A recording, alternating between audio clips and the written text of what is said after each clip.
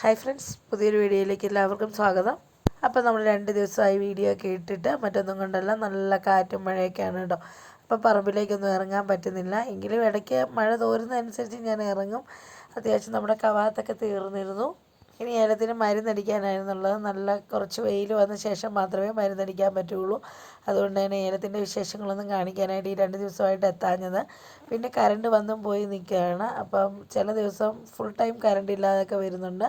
അതിൻ്റെയൊക്കെ ഭാഗമായിട്ട് ഫോണിൽ ചാർജ് കാണുകയില്ല. അതൊക്കെ കൊണ്ടാണ് വീഡിയോ മുടങ്ങി പോകുന്നത്.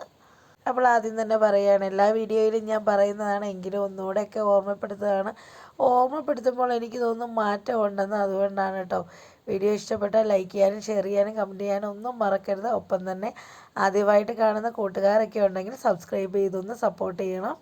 സബ്സ്ക്രൈബ് ചെയ്ത ശേഷം താഴെ കാണുന്ന ബെൽ ബട്ടൺ ഒന്ന് ക്ലിക്ക് ചെയ്ത് ഓൾ എന്ന ഓപ്ഷൻ കൊടുത്താൽ ഞാനിടുന്ന എല്ലാ വീഡിയോകളും നിങ്ങൾക്ക് നോട്ടിഫിക്കേഷനായി എത്തുന്നതായിരിക്കും. അപ്പോൾ ബെൽ ബട്ടൺ അടിച്ച് പൊട്ടിക്കാൻ മറക്കരുത്.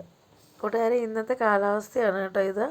ഞായറാഴ്ച ദിവസം രാവിലെ കുറച്ച് നേരം തെളിഞ്ഞ് നിന്ന് പിന്നെയും താണ്ട കാറ്റും മഴയും, ഇടയ്ക്ക് വിട്ട് തന്നെയാണ് മഴ പെയ്യുന്നത്. കുറച്ച് നേരം ഒന്ന് മഴയായിരിക്കും, പിന്നെ കുറച്ച് നേരം ഒന്ന് തെളിഞ്ഞ് നിൽക്കും. അങ്ങനെ ഇടയ്ക്ക് വിട്ടാണ് മഴ പെയ്തുകൊണ്ടിരിക്കുന്നത്.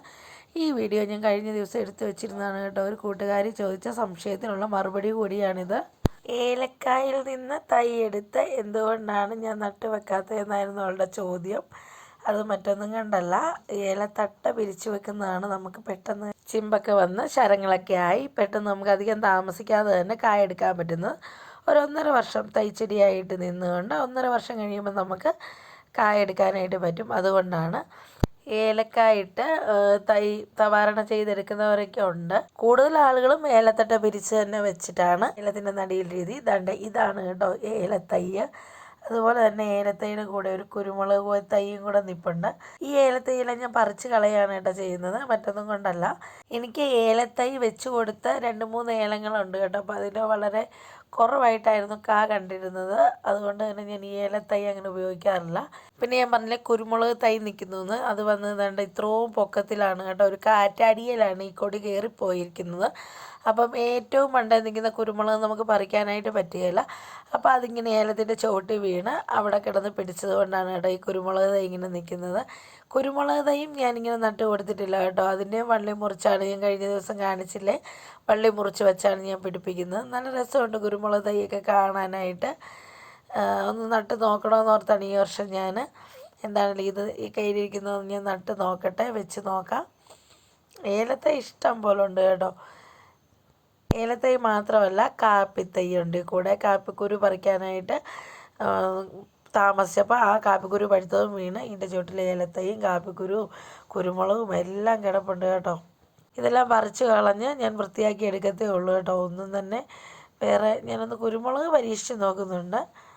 പിന്നെ ഞാൻ പറഞ്ഞില്ലേ വീടിനടുത്ത് നിൽക്കുന്ന 2 ഏലങ്ങളിൽ ഒരേലം ഇതാണ്. അത്യാവശ്യം കായും പൂവും തട്ടയൊക്കെ ഉണ്ടെന്ന് പറഞ്ഞില്ലേ, നമ്മുടെ മനുഷ്യൻ്റെ മണം അടിക്കുന്നത്. ആ ഏലത്തിൽ ഒരെണ്ണം ഈ സൈഡിൽ നിൽക്കുന്ന ഏലം ഇതാണ് കേട്ടോ. സാധാരണ ഏലങ്ങളെല്ലാം നിങ്ങളെ ഞാൻ കാണിച്ചിട്ടുള്ളതാണ്. അതിനെയൊക്കെ സംബന്ധിച്ച് നോക്കുമ്പോൾ അത്യാവശ്യം തട്ടയും കായും പൂവും ഒക്കെ നല്ല രീതിയിലുണ്ട്. അപ്പം മനുഷ്യൻ്റെ ആ ഒരു മണത്തിൻ്റെ പ്രത്യേകത ആയിരിക്കണം. എന്താണ്ട് ഇപ്പുറ സൈഡിൽ നിൽക്കുന്ന ഒരേലം ഇതാണ് കണ്ടോ. ഇവിടെയും അങ്ങോട്ടും ഇങ്ങോട്ടുമൊക്കെ ഇറങ്ങുന്നത് കൊണ്ടും കൂടുതലായിട്ട് ഈ ഏലത്തിൻ്റെ ചുവട്ടിലൊക്കെ വരുന്നത് കൊണ്ടാകാം ഇവിടെയും കുഴപ്പമില്ലാത്ത തട്ടകളും കായും പൂവും ഒക്കെ ഉണ്ട് കേട്ടോ. പറമ്പിൽ നിൽക്കുന്ന ഏലത്തേക്കാളും ബെറ്ററാണ് നമ്മൾ കൂടുതലായിട്ട് ഇറങ്ങി ചെല്ലുന്ന വഴികളിലൊക്കെ നിൽക്കുന്ന ഏലം എന്നാണ് ഞാൻ ഉദ്ദേശിച്ചത്. അതുകൊണ്ടാണ് ഞാൻ പറഞ്ഞത് ഒരു ദിവസം ഒരു പ്രാവശ്യമെങ്കിലും ഏലത്തെ മുഴുവനായിട്ടൊന്ന് ഞാൻ റൗണ്ട് ചെയ്ത് കയറി വരുമെന്ന്. ഞാൻ വളരെ കറക്റ്റായിട്ടും അത് ഇതിരിക്കും. ഒന്നെങ്കിൽ രാവിലെ മുഴുവൻ ഏലങ്ങളുടെയും ചുവട്ടിലൂടെ പോകും, അതല്ലെങ്കിൽ വൈകുന്നേരം സമയത്ത്. എന്താണേലും കറക്റ്റായിട്ട് ചെയ്തിരിക്കും കേട്ടോ ആ ഒരു കാര്യം. കണ്ടാൽ ഞാൻ പറഞ്ഞില്ലേ ഏലക്ക തൈയിൽ നിന്നും, അതായത് ഏലക്ക പാകി ആ തൈ വെച്ച് എടുത്ത് പിടിപ്പിച്ച് വന്ന ഏലമാണ്. ഇത് വളരെ കുറവാണ്. നമ്മുടെ പറമ്പിലല്ല കേട്ടോ, നമ്മുടെ തൊട്ടടുത്തൊരു പറമ്പിൽ നിന്നൊരു ഏലത്തിൻ്റെ ചുവടാണ്. ഞാനൊന്ന് കാണിച്ചു തരാമെന്ന് മാത്രം. ഇതുപോലെയാണ് നിൽക്കുന്നത്. വളരെ കുറവായിരിക്കും. അപ്പം ഇതിലും ഭേദം നമുക്ക് തട്ട മാറ്റിയെടുത്ത് പൊട്ടിച്ച് വെച്ച് കൊടുക്കുന്നതാണ്. അതാകുമ്പോൾ അത്യാവശ്യം കായും പൂവൊക്കെ ഉണ്ട്. നല്ല രീതിയിൽ വളരുന്നതും അങ്ങനത്തെ ഏലങ്ങളാണ്. ഞാൻ മുമ്പിലത്തെ വീഡിയോയിലൊക്കെ കാണിച്ചിട്ടുണ്ടായിരുന്നു നമ്മുടെ ഒരു അടുക്കള തിട്ടയിൽ വളരുന്ന ഒരു ഏലമാണ് കേട്ടോ ഇത്. അപ്പം ഇതുപോലെ തന്നെ ഇത്ര ഏലത്തൈ തന്നെ ഉണ്ടായി. അവിടുന്ന് ഇത്രത്തോളം ഞാൻ സംരക്ഷിക്കാറുണ്ട് കേട്ടോ. മരുന്നും വളമൊക്കെ ഇട്ട് കൊടുക്കാറുണ്ട്.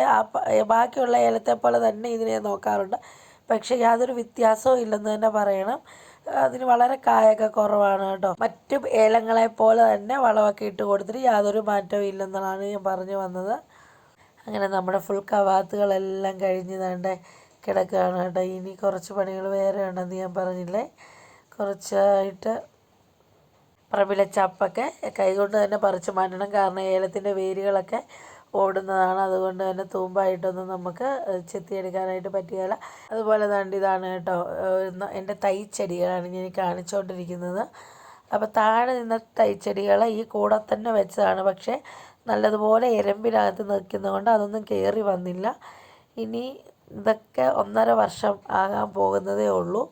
1 വർഷമായി. കഴിഞ്ഞ മഴയത്ത് വെച്ച ചെടികളാണ് കേട്ടോ ഇതെല്ലാം. ഇതൊന്നും കയറി വന്നില്ല. ഇവിടെ എരമ്പ് നിൽക്കുന്നതുകൊണ്ടാണ് നല്ല രീതിയിൽ ഈ ചെടികൾ കയറാത്തത്.